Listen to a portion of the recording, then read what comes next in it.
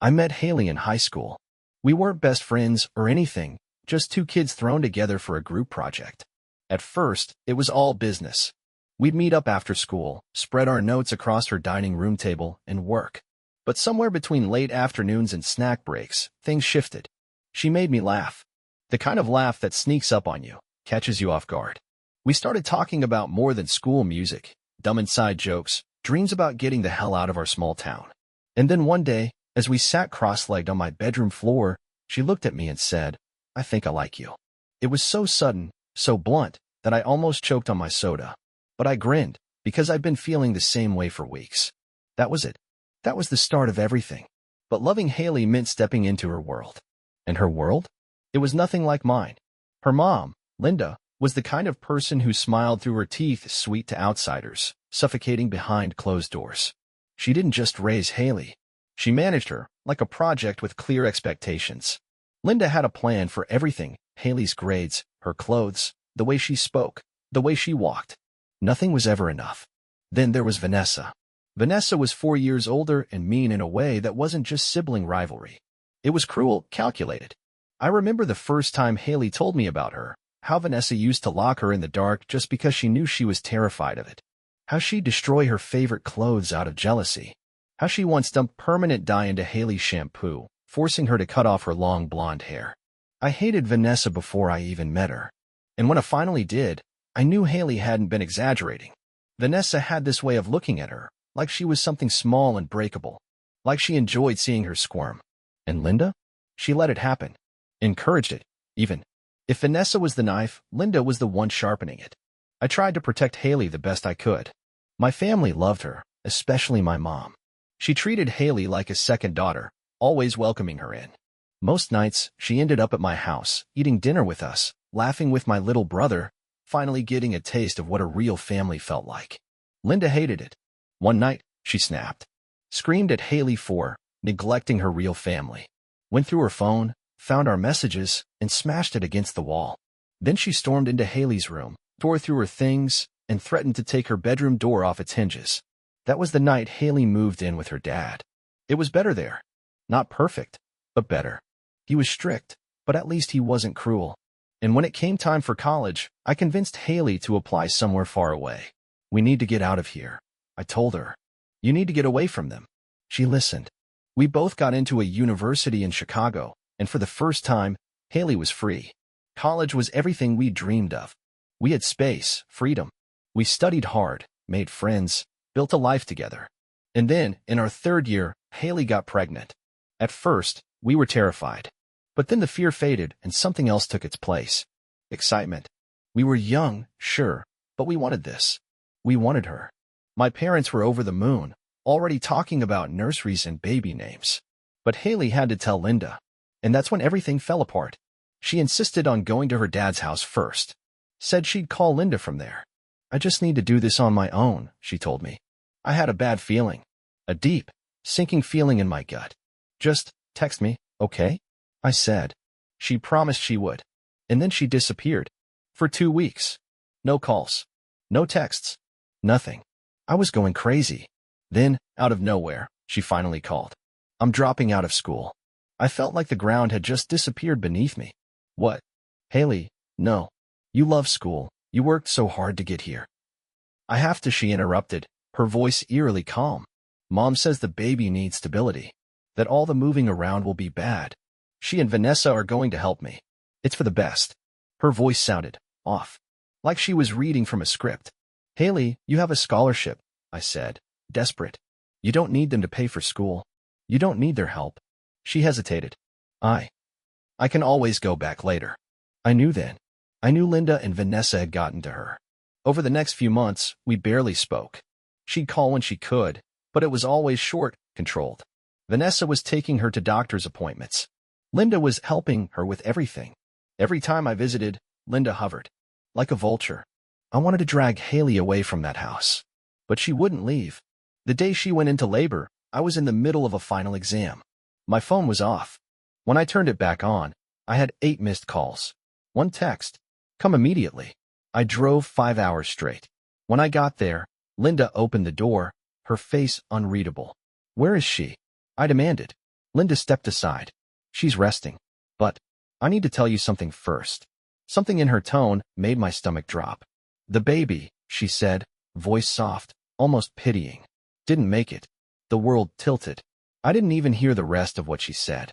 I stumbled into the house, into Haley's room, where she was curled up on the bed, face buried in a pillow, sobbing. I sat beside her, my hands shaking as I touched her shoulder. Haley, what happened? She turned to me, her eyes red and swollen. I'm sorry, she whispered. I'm so sorry. And that was it. My child, our child, was gone. The weeks after losing the baby felt like moving through fog. I went back to Chicago, but I wasn't really there. I went to class. I did my assignments. I ate when my mom reminded me to. But inside, I felt hollow. Like something had been scooped out of me, leaving only a gaping, aching space where my daughter should have been. I tried to talk to Haley, but she barely answered my calls. When she did, she sounded distant. Not just grief-stricken, something else. Something wrong. She refused to talk about it. Please, Evan, she whispered one night when I pushed. I can't. So I let it go? What else could I do? Time passed. I threw myself into school, into surviving. I forced myself to believe that moving forward was the only choice. And then, somehow, Haley and I got engaged. Looking back, I don't know if it was love or desperation that made me propose. Maybe both. Maybe I thought if we built something new, we could bury the past. Maybe I thought marriage would fix what had been broken. She said yes. At first, things seemed fine. But the closer we got to the wedding, the more she changed. She was jumpy, distracted. She barely cared about the planning, letting my mom make most of the decisions. And then, one night, as we sat in bed, she turned to me and asked, "Are you sure you don't have any secrets?" I frowned. What? She picked at the blanket. Just, do you? Anything you haven't told me? I let out a dry laugh. Babe, no. What's going on? Her face was unreadable. Nothing. I was just making sure. That moment should have told me everything. But I ignored it. The wedding came and went, and before I knew it, we were on our honeymoon, sitting on the balcony of our hotel room, watching the sunset. Haley was quiet, staring down at her untouched glass of wine. I reached over, covering her hand with mine. You okay? She flinched. Just barely. Then she let out a nervous laugh. Yeah, just thinking. She looked at me then, and I felt it. That shift in the air. The weight of something unspoken pressing between us. Haley. I sat up straighter. What is it? She shook her head. Nothing, I need to tell you something. My stomach clenched. Okay. She took a deep breath. Evan, I never lost the baby. The world stopped. I blinked. What? Her hands curled into fists on her lap. I never lost her. For a second, I didn't understand. The words didn't compute. Then, like a slow, sickening puzzle clicking into place, I got it. I shot to my feet, knocking over my chair. What the hell are you saying? She flinched, tears spilling down her cheeks. I didn't have a choice. I stared at her, chest rising and falling too fast. You didn't have a choice? Haley, what the fuck does that mean? She sobbed. They took her, Evan. My mom. Vanessa. They took her and told me I had to. Her voice cracked. They told me I had to let her go. My hands clenched into fists. Where is she? Haley's lip trembled. She's with Vanessa. I felt like I was going to be sick. Vanessa, who had suddenly, miraculously had a baby just a few months after ours had died. Vanessa, who had always wanted what Haley had. I staggered back, gripping the balcony railing. Oh my God. Haley wiped her face, trying to reach for me, but I jerked away. They convinced me it was for the best, she choked out. They told me I wasn't ready, that I was too young, that she would have a better life with Vanessa and her husband. And when I fought back, she broke off, shoulders shaking. They took my phone. They wouldn't let me talk to you. They said if I ran, I'd have nowhere to go. I couldn't breathe. For 4 years, I had mourned a child who wasn't even dead. For 4 years, Vanessa had been raising my daughter as hers. I wanted to kill them. I wanted to burn their entire world to the ground. I turned to Haley, my voice barely above a whisper. You let me grieve. You let me think she was dead. She broke. I know. I'm so sorry. I shook my head. No, you don't get to apologize. You don't get to cry. I grabbed my keys and walked out. She didn't try to stop me. I don't remember much of the drive back. Just the endless stretch of highway. The way my hands gripped the wheel so tight my knuckles ached. My pulse hammering in my ears. I had spent 4 years mourning my daughter. For years thinking she was gone forever. And all this time, Vanessa had been raising her. Lying to me. Parading her around like she was hers. I gritted my teeth, gripping the steering wheel harder. The rage sat like a weight in my chest, pressing, suffocating. Haley had texted a few times. I hadn't read them. I couldn't. By the time I pulled into my parents' driveway, my body felt like it had been running on fumes. My mom was in the kitchen when I walked in, humming to herself as she stirred something on the stove. She turned, smiling, then froze when she saw my face. Evan? Her voice dropped, full of concern. What's wrong? I opened my mouth, but nothing came out. My throat felt tight. My dad walked in from the other room, immediately picking up on the tension. Son. His brows furrowed. Talk to us. I swallowed, hard. Then I said the words that made my stomach churn. She's alive. Mom's wooden spoon clattered against the counter. What? My daughter, I rasped. She didn't die. Vanessa has her. Silence. Then my dad swore under his breath, low and furious. My mom just stared at me, her hands trembling as she brought them to her mouth. Oh my God. I told them everything. Every sick, twisted detail of what Haley had admitted. By the time I was done, my dad was pacing, fists clenched, his face red with barely contained fury. They stole your child, he said, voice shaking. They fucking stole her. My mom had tears in her eyes. All this time, we thought she was gone. And they let you grieve. She shook her head, her voice thick with emotion. What are we going to do? She whispered. I already knew. I looked up at my dad. I need a lawyer. He nodded, jaw tight. I know a guy. The next few days were a blur. I didn't respond to Haley. I didn't want to hear her excuses. Instead, I focused on preparing for the fight ahead. The first step was a paternity test. Vanessa was going to fight this, of course she was, but there was no way in hell I was backing down. The hardest part was seeing her. My daughter. Her name was Sophia now. She was 4 years old. And when I saw her for the first time, really saw her, it was like a punch to the gut. She had my eyes. Vanessa had been forced to bring her in for the test, and I sat across the room, fists clenched, my whole body stiff with barely restrained anger. Sophia sat on Vanessa's lap, clinging to her. She looked nervous, confused, because of course she was. She thought Vanessa was her mother. She didn't know me. That realization almost brought me to my knees. Vanessa barely looked at me, but when she did, her expression was smug. Like she thought she'd already won. Like she thought there was no way a judge would take Sophia from the only home she'd ever known. I wanted to wipe that look off her face. When the results came back, confirming what I already knew, Vanessa's lawyer tried to stall, claiming that biology didn't outweigh bonding, that removing Sophia from the only family she knew would be traumatic. But I wasn't just some absent father. I had never given her up. I had never abandoned her. I had been robbed. And the court saw that. The judge ordered an investigation into the adoption, or rather, the complete lack of one. There were no legal documents, no paperwork. Just a baby stolen in the dead of night and passed off as someone else's. And that? That was criminal. The day Vanessa was arrested, I was there. She was standing in her front yard when the cops pulled up. Sophia was inside, probably playing with her toys, oblivious. Vanessa crossed her arms, rolling her eyes like this was nothing more than an inconvenience. But when they cuffed her, her face drained of color. You can't do this, she hissed. The officer didn't even look at her. You have the right to remain silent. Linda came running out of the house, screaming, trying to shield Vanessa. The cops ignored her. Vanessa twisted toward me, eyes blazing. You think you've won? She spat. You think she's just going to love you? My jaw clenched, but I didn't say a word. Because deep down, that was my biggest fear. Sophia didn't know me. I was a stranger to her. And no matter how much I hated Vanessa, no matter how much she deserved this, she was the only mother Sophia had ever known. Taking her away from that? From everything she was used to?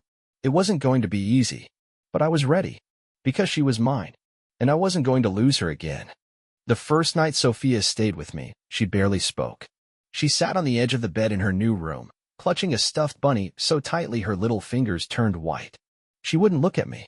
Wouldn't let me tuck her in. When I tried, she flinched. I backed off immediately, swallowing the lump in my throat. Good night, Sophia, I said softly, standing in the doorway. She didn't answer. I turned off the light, leaving the door cracked open just in case.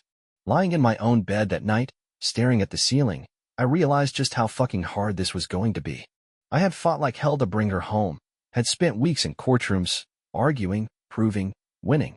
But none of that mattered to a 4-year-old who had just lost everything she knew. To her, I was the bad guy. The next morning, I found her sitting on the floor of her room, playing half-heartedly with the toys my parents had bought for her. She was still wearing her pajamas, her hair a tangled mess. I knelt down a few feet away, careful not to get too close. "Hey, kiddo," I said, keeping my voice light. "You hungry?" "I was thinking pancakes." She hesitated, her little brows furrowing, then mumbled, "Vanessa makes pancakes." My stomach twisted. "Yeah." I forced a smile. "Well, I bet mine are better." She didn't smile back, just looked down at her bunny, rubbing one of its floppy ears between her fingers. My mom ended up making breakfast while I sat across from Sophia at the kitchen table, trying to think of anything to say to her. She didn't talk much, just ate in silence, her small hands barely big enough to hold the fork properly. I watched her, trying not to let the ache in my chest show. When she finished, I grabbed my car keys. "How about we go to the park today?" I asked, keeping my tone casual. "There's one nearby with a big slide. I used to go there when I was a kid." Sophia hesitated, then gave a tiny nod. It was something. At the park, I let her take the lead, watching as she climbed the steps to the slide. She didn't laugh, didn't look excited, just moved, like she was going through the motions. A little boy ran past her, shrieking with joy as he slid down. His dad was waiting at the bottom, arms open, catching him. Sophia hesitated at the top, gripping the railing. I stood a few feet away, hands in my pockets, trying to seem relaxed even though I felt anything but. After a long pause, she finally slid down. When she reached the bottom, she looked around then. Slowly, cautiously, she looked at me. I smiled. "Good job, kiddo." She blinked, then turned away. That night, she let my mom brush her hair before bed. It wasn't much, but it was progress. Over the next few weeks, I started learning her habits. The way she refused to eat the crusts on her sandwiches. How she twisted the ends of her sleeves when she was nervous. How she hummed to herself when she colored. I noticed how she never mentioned Vanessa anymore. But I could see it, feel it, lingering beneath the surface. One night, while I was cleaning up the kitchen, I heard a small voice behind me. "Why am I here?" I turned. Sophia stood in the doorway, her bunny clutched to her chest. I set down the dish I was holding, drying my hands on a towel. I knelt to her level. "Because you're my daughter," I said gently. "And you belong here." She frowned, her grip on the bunny tightening. "Vanessa said she's my mommy." I swallowed hard. "I know, sweetheart." My voice was careful, steady. "She took care of you. But I'm your real dad. And I've been looking for you for a long time." Her lip wobbled. "Why?" I hesitated, my chest aching.